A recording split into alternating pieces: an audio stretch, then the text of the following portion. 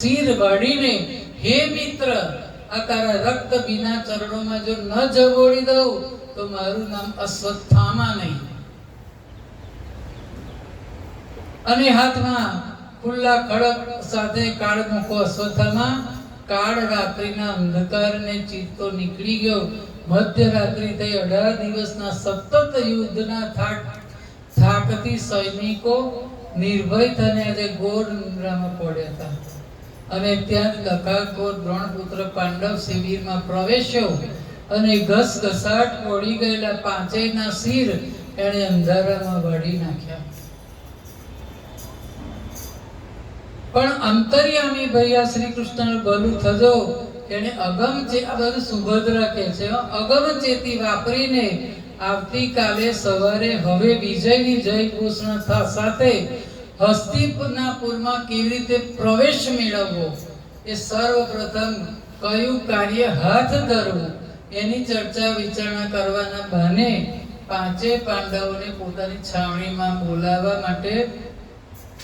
બોલાવા ગયા. આજે નિરાતે વાતો કરીશું, એમની સાથે બેસીશું અને પાંચે પાંડવોના શયન પ્રબંધ એમણે એમની સુરક્ષિત છાવણીમાં કરાવ્યા. એટલે પાંચે પાંડવો ભગવાન કૃષ્ણની પાસે વાર્તાલાપમાં લાગી ગયા છે.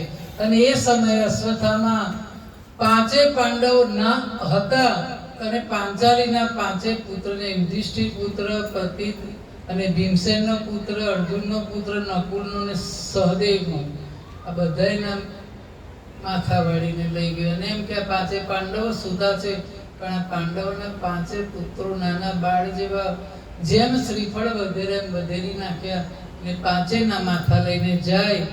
અને ઘાતક અશ્વત્થામા હરખાતો દુર્યોધન પાસે જાય અને કહે કે હે દુર્યોધન, આ પાંચેયના ચહેરા જોઈ લે, પાંચેયના માથા લઈને આવે છું.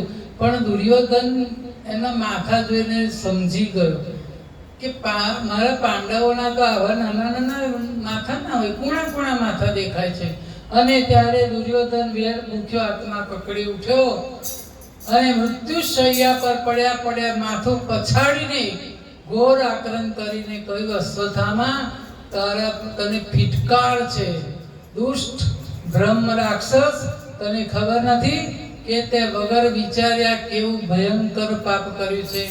હે કાતિલ, હે કાળમુખા, તે તો પાંડવોના બદલે પાંચે પાંડવ પુત્રોને હણી નાખ્યા.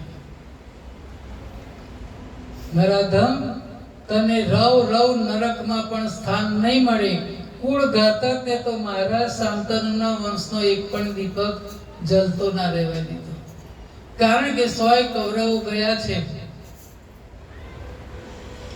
પાંડવો તો જશે ઉંમરલાયક છે, પણ એની પાછળનો જે વંશ હતો એ વંશને તે હણી લીધો.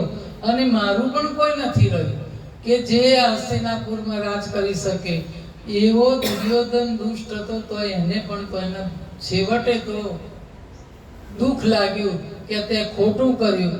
અવિચારી અશ્વત્થામા, તને ધિક્કાર છે. તારું કાળું મોં લઈને તું મારા નજર આગળથી દૂર થઈ જા. જિંદગીમાં ક્યારે પશ્ચાતાપ